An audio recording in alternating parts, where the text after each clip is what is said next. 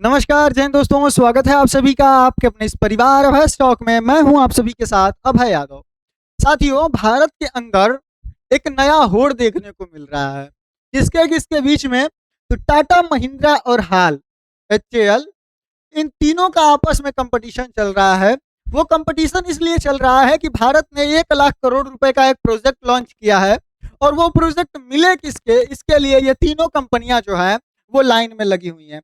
आइए आपको बताते हैं ये पूरा प्रोजेक्ट है क्या, जो कि भारत के एयरक्राफ्ट वार का जो है एक नया शुरुआत है और ये दिखाएगा। और ये शायद उतनी तेजी से करेगा जितनी तेजी से जो है वो हम अगर किसी सरकारी संस्था को वश दे देते तो शायद नहीं हो पाता। आइए पूरी डिटेल में आपको चीजें बताते हैं, ये क्या वार है, क्या क्या यहाँ पर सरकार जो है करने वाली है, जिसके वजह से ये पूरा जो है वो सिनेरियो बन के क्रिएट हुआ है, जो कि सोशल मीडिया पर बहुत ज्यादा इस समय चर्चा का विषय बना हुआ है। चलिए स्टार्ट करते हैं। साथियों, आप यहाँ पर हेडलाइंस देखें कि टाटा महिंद्रा और हाल ने in race as government floats RS 1 lakh crore IAF tender for 60 aircraft. 60 aircraft के लिए जो है सरकार टेंडर निकालने वाली है, जो कि 1 लाख करोड़ रुपए का होगा। इसके लिए टाटा महिंद्रा और हाल जो है वो अपने रेस में लगे हुए हैं।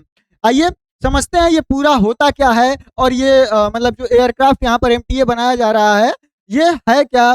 मल्टी रोल ट्रांसफर एयरक्राफ्ट होता है ये होता क्या है, ठीक है।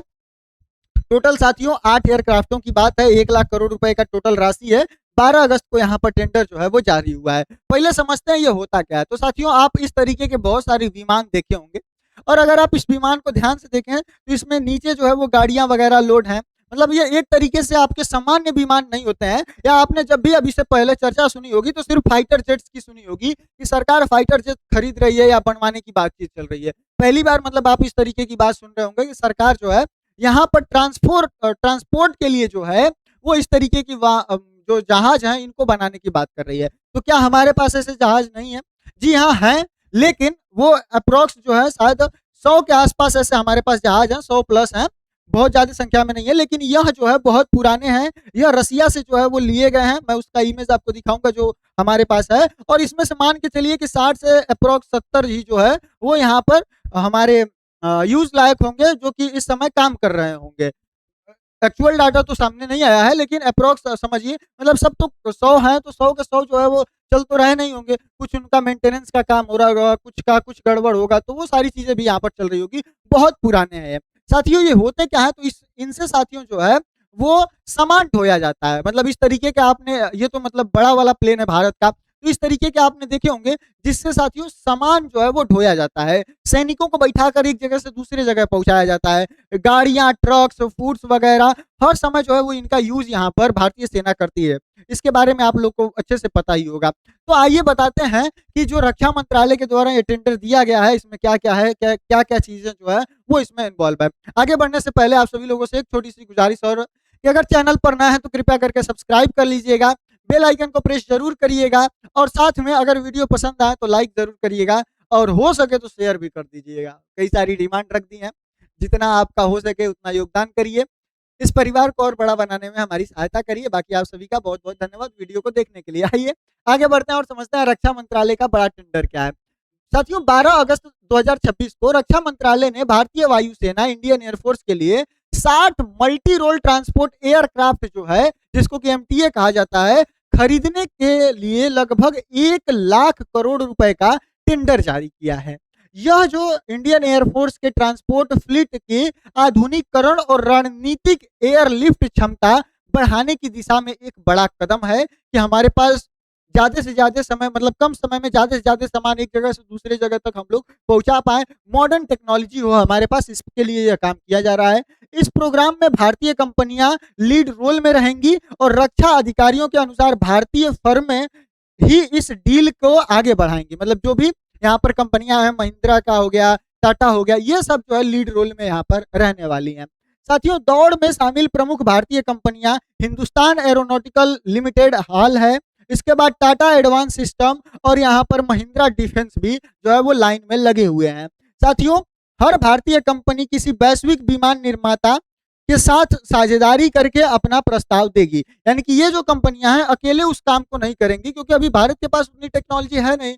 तो ये कंपनियां किसी भी विदेशी कंपनी के साथ टाई अप करके अपना फिर उसके बाद ये टेंडर जो है वो भारत सरकार को अपना प्रस्ताव देंगी, यानी कि टेक्नोलॉजी ग्लोबल होगी और मैन्युफैक्चरिंग यहाँ पर भारत में होगी, यानी कि जो टेक्नोलॉजी है वो विदेश की होगी, विदेशों से ली जाएगी, एडवांस टेक्नोलॉजी का यूज किया जाएगा, लेकिन वो निर्मित जो है वो भारत के अंदर होंगी। अब साथियों बात करते हैं कि यह टेंडर इतना इंपॉर्टेंट क्यों है। आप इसके इंपॉर्टेंस को समझिए। अभी हमारे पास जो यूज कर रहे हैं हम लोग, उसका नाम है AN-32, जो कि AN-32 का बेड़ा है, जो कि इस तरीके का दिखाई देता है, ये यहाँ पर इसका यूज होता है। और यह साथियों रसिया के द्वारा सोवियत युग का है, मतलब जब रसिया एक हुआ करता था उस समय का है। और ट्रांसपोर्ट फ्लीट अब पुराना पड़ चुका है और इसे बदलने की जो है वो आवश्यकता है।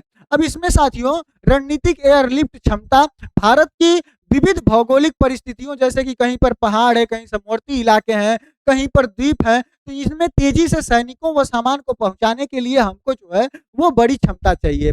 अब साथियों हमारे पास जो ऑप्शंस हैं वो है C-295 के बाद अगला कोई बड़ा कदम है। मतलब हमारे पास जो यहाँ पर C-295 के नाम से जो मौजूद है, जो कि टाटा एयरबस का है, यह एक जो है कि ये बन ही रहा है भारत के अंदर, जो कि बड़ोदरा प्लांट में अभी इसका निर्माण चल रहा है। ये सारी चीजें आपने वीडियोस भी देखी होंगी इंटरनेट पर, तो ये चल रहा है और इसी के साथ में यह अगला बड़ा कदम जो है वो भारत उठा रहा है।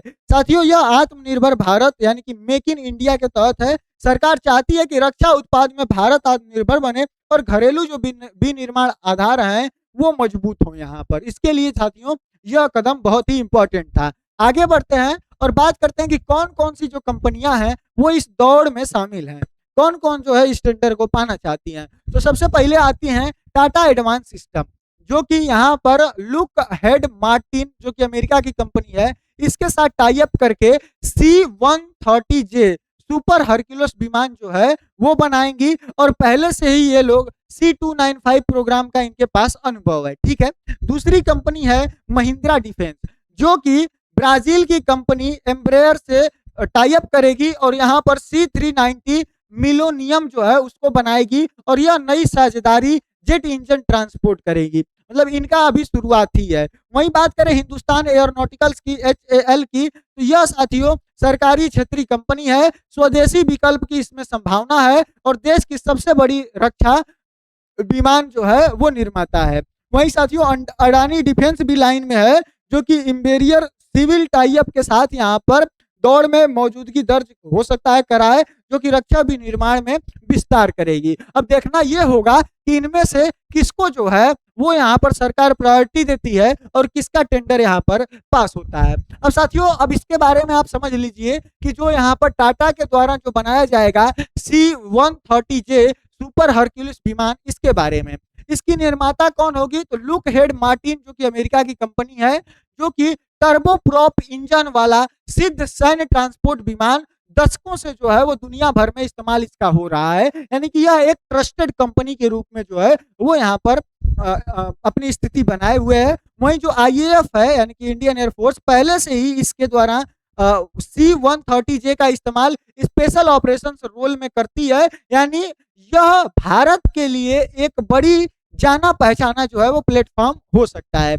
वहीं अगर इसमें इंजन की बात करें तो 4 इसमें Rolls Royce AE 2100D3 turboprop engine है, जो कि 6 ब्लेड कंपोजिट प्रोपेलर के साथ में आते हैं। वहीं साथियों टाटा एडवांस सिस्टम को C-295 प्रोग्राम में भारत में विमान असेंबली का अनुभव पहले से ही है, जो इस बोली में इसको जो है मजबूत बनाता है। वहीं साथियों मुख्य भूमिका की बात करें तो जो क्या कहते हैं कि टेक्टिकल व इंटर थिएटर एयरलिफ्ट है, एयर ड्रॉप है, ह्यूमैनिटेरियन रिलीफ और छोटे कच्चे रनवे पर जो है वो यह ऑपरेशन यहाँ पर कर सकती है। इसके लिए मतलब यहाँ पर बनाया जा रहा है। आगे बढ़ते हैं और अब इसके बारे में और समझते हैं कि इसकी जो पूरी जानकारी है, इसका क्या क्या टेक्निकल चीजें हैं, कितनी रेंज है, कितना इसका विंग स्पैन है, अधिकतम पेलोड ये कितना लेके जा सकती है, उसके बारे में। तो समझिए ये अधिकतम टेक ऑफ वजन कितना है, मतलब कितना ये वजन लेकर उठ सकती है, कितना वजन लेकर उठाकर ये जा सकती है, तो लगभग 74,389 kg, यानी कि मानकर चलिए कि 74,400 kg के आसपास जो है यह वजन एयरलिफ्ट कर सकती है। लंबाई इसकी साथियों 34.37 मीटर है, यानी कि लगभग 112 फुट 9 इंच के पास। अधिकतम इसकी जो गति है वो 650 से लेके 670 किलोमीटर प्रति घंटा की रफ्तार से ये उड़ सकती है। इसकी सर्विस और सीलिंग की बात सर्विस सीलिंग की बात करें तो लगभग 10,058 मीटर यानी कि 33,000 फीट की ऊंचाई तक जो है यह जा सकती है। वहीं अधिकतम पेलोड की बात करें तो यह 21,300 केजी तक यह लेकर जा सकती है पेलोड। विंग्स की बात करें तो लगभग 40.41 मीटर यानी कि लगभग 132 फुट 7 इंच के इसके विंग स्पैन है। रेंज की बात करें जो कि मानक पेलोड पर, तो इसका जो है वो लगभग 4,000 किलोमीटर होगा, यानी कि यह लगभग 2,160 समुद्री मील जा सकती है, इसकी रेंज है। इंजन की बात करें तो 4 इसमें साथियों रोल्स रॉयस के जो है AE 2100D3 टर्बो प्रॉप जो है वो इंजन इसमें लगे हुए हैं। अब साथियों बात करते हैं जो महिंद्रा के द्वारा बनाया जाने वाला है C390 मेलोनियम, इसके बारे में। तो साथियों इसकी जो निर्माता कंपनी होगी जिसके साथ ये मिलकर बनाएंगे वो ब्राजील की होगी, एम्बेरर। यह परंपरागत टर्बो प्रॉप ट्रांसपोर्ट विमान से अलग है। टर्बो फैन यानी कि जेट इंजन वाला आधुनिक मल्टी ट्रांसपोर्ट है। वहीं 2019 में ब्राजीलियन एयरफोर्स में यह शामिल हुआ है और अब तक यह पुर्तगाल, हंगरी, नीदरलैंड, चेक रिपब्लिक और ऑस्ट्रिया के साथ साथ स्वीडन, यूएई, ग्रीस जैसे कई देशों ने जो है वो इसको सेलेक्ट किया हुआ है, पहले ये जो है इसका इस्तेमाल कर रहे हैं। साथियों इसमें इंजन की बात करें तो 2 इंटरनेशनल एरो इंजन हैं, साथ में V2500 टर्बो फैन इंजन है, जो कि हर एक लगभग 139 जो है वो नॉटिकल्स का जो है यहाँ पर थ्रस्ट, यहाँ पर किलो नॉटिकल्स का थ्रस्ट पैदा करता है। वहीं टर्बो फैन इंजन की वजह से C130J 130J जैसे टर्बो प्रॉप विमान की तुलना में काफी तेज रफ्तार से साथियों यह उड़ान भरता है, जिससे ज्यादा सॉटिक यानी कि कम समय में जो है वो संभावना होती है, यानी कि कम समय में मतलब स्पीड जाएगा तो जल्दी पहुंच जाएगा। वहीं साथियों इसकी मुख्य भूमिका की बात करें तो यह साथियों टैक्टिकल व स्ट्रेटेजिक एयरलिफ्ट, एयर रिफ्यूलिंग और टैंकर वर्जन KC390 साथ में मेडिकल इवैक्यूएशन और ह्यूमैनिटेरियन मिशन के लिए इसका जो है वो इस्तेमाल किया जा सकता है।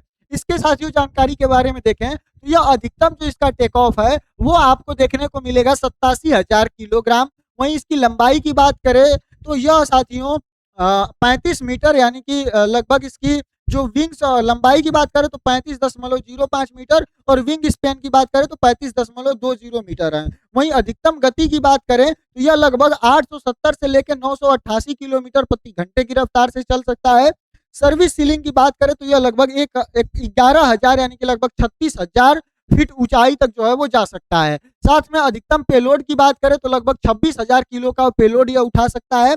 ऊंचाई की बात करें तो लगभग 11.84 मीटर ऊंचा है, यानी कि 38 फीट 10 इंच के आसपास। रेंज की बात करें साथियों तो 14 टन पेलोड पर यह लगभग 5,000 से लेके 5500 किलोमीटर तक जो है इसकी रेंज होगी।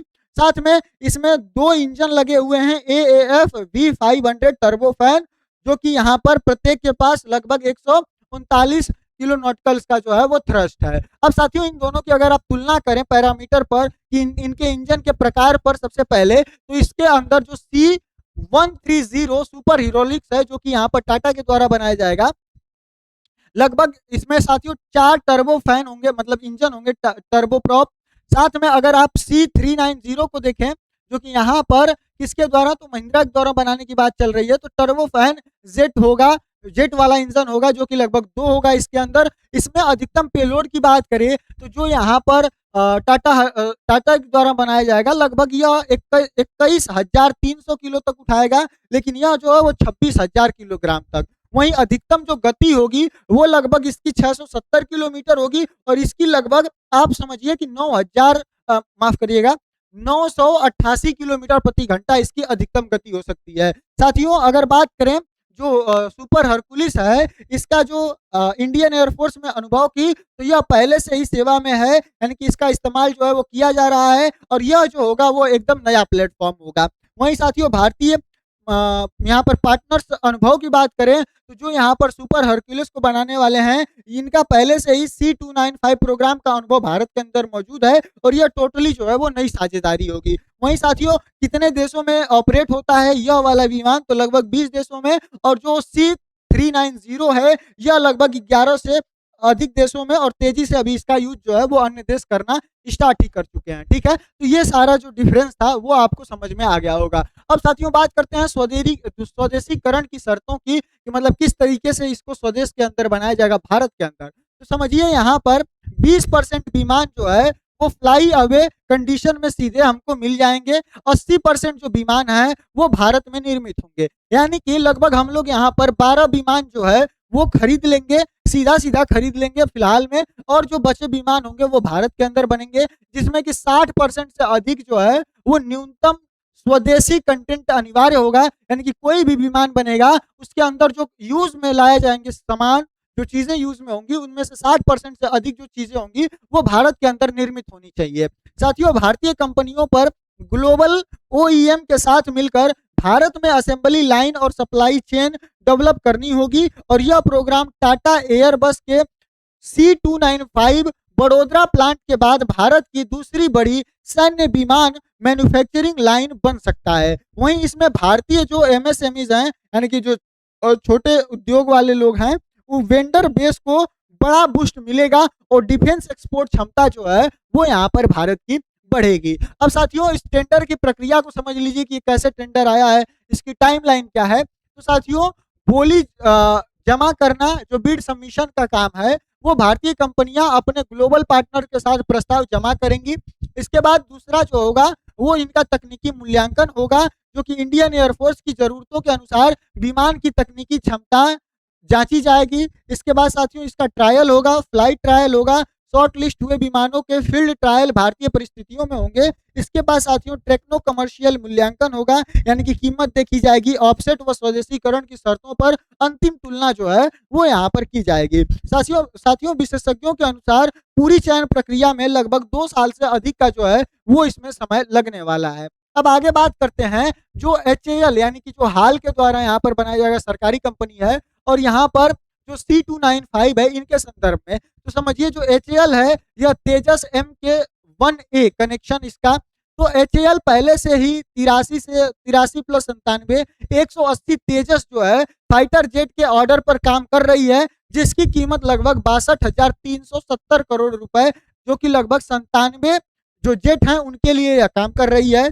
इन जेटों का 64% जो है 64% से अधिक स्वदेशी कंटेंट है, साथ में जिसमें उत्तम AESA रडार जैसी स्वदेशी सिस्टम भी जो है वो यहाँ पर शामिल है। वहीं हाल जो है वो देश की सबसे बड़ी अनुभवी रक्षा विमान निर्माता है, इसलिए MTA की दौड़ में इसकी दावेदारी जो है वो यहाँ पर मजबूत मानी जा रही है कि हो सकता है कि यह जो है इसको टेंडर मिले। वहीं साथियों टाटा एयरबस C295 की बात करें तो टाटा का एयरबस C295 प्रोग्राम बड़ौदा के भारत की पहली private military aircraft assembly line है, और इसी अनुभव के आधार पर टाटा अब लॉकहीड मार्टिन के साथ मिलकर जो है वो C130J के लिए MTA टेंडर में दावेदारी कर रही है। यानी कि MTA प्रोग्राम C295 की सफलता को आगे बढ़ाते हुए भारत की दूसरी बड़ी मिलिट्री एविएशन मैन्युफैक्चरिंग लाइन जो है वो यहाँ पर बन सकता है, जो कि बहुत ही यहाँ पर अच्छा होने वाला है। अब बात करें कि भारत के लिए क्यों यह अहम डील है, तो पहला समझिए कि जो इंडियन एयरफोर्स है इसकी एयरलिफ्ट क्षमता की आधुनिक होगी। ये होने के बाद सैनिक हथियार, राहत सामग्री को जो है वो तेजी से पहुंचाया जा सकेगा, आसान होगा पहुंचाना। सीमा क्षेत्र जैसे चीन पाकिस्तान बॉर्डर पर और आपदा राहत मिशनों में तेज प्रक्रिया जो है वो यहाँ पर उसकी क्षमता बढ़ेगी। घरेलू रक्षा विनिर्माण इकोसिस्टम को बड़ा बढ़ावा मिलेगा, रोजगार मिलेगा, तकनीकी हस्तांतरण होगा और निर्यात क्षमता जो है उसमें भी यहाँ पर इजाफा होगा। वहीं भारत की आत्मनिर्भर भारत और मेक इन इंडिया रक्षा नीति की एक और बड़ी जो है वो मिसाल बनेगी। साथ में यह डील भारत के वैश्विक रक्षा विनिर्माण नक्शे पर एक बड़े खिलाड़ी के रूप में जो है वो यहाँ पर स्थापित करने में जो है मदद करेगी। अब साथियों एग्जाम के पॉइंट ऑफ व्यू से ये कुछ पॉइंट्स हैं जिनको कि आप लोग पढ़ सकते हैं जो लोग परीक्षा देने वाले हों। बाकी भारत की रक्षा आत्मनिर्भरता की अगली बड़ी छलांग है। यह अब देखना होगा ये टेंडर मिलता किसको है। सरकार इसमें बहुत सारे फैक्टर्स देखेगी, उसके बाद ही लगभग 2 साल की प्रक्रिया विशेषज्ञों के द्वारा बताई गई है कि 2 साल का लगभग समय लगेगा इस पूरी प्रक्रिया को होने में। देखा जाता है किसको मिलता है, और कुल मिला जुलाकर भारत को इससे और लाभ ही मिलेगा, क्योंकि सोचिए अगर भारत के अंदर निर्मित होगा जब, तो अन्य देश जो भी एयरक्राफ्ट को यूज़ कर रहे हैं, वो भी तो अपनी सर्विसिंग के लिए भारत के अंदर ही भेजेंगे उनको, और इसमें बहुत सारे जो है छोटे-छोटे इक्विपमेंट लगते हैं, उसको भारत के द्वारा निर्मित किया जाएगा। तो भारत के लोगों को, भारत के जो छोटे उद्योगपति हैं, उनको जो है वो यहाँ पर बढ़ावा मिलेगा। आई होप आपको पूरा मामला समझ में आया होगा। बाकी चैनल पर नया सब्सक्राइब करिएगा, अन्य दोस्तों के साथ साझा ज़रूर करिएगा। अगर वीडियो पसंद आए तो लाइक भी करिएगा। मिलता है अगली वीडियो में किसी नए टॉपिक के साथ, तब तक के लिए जय हिंद, जय भारत।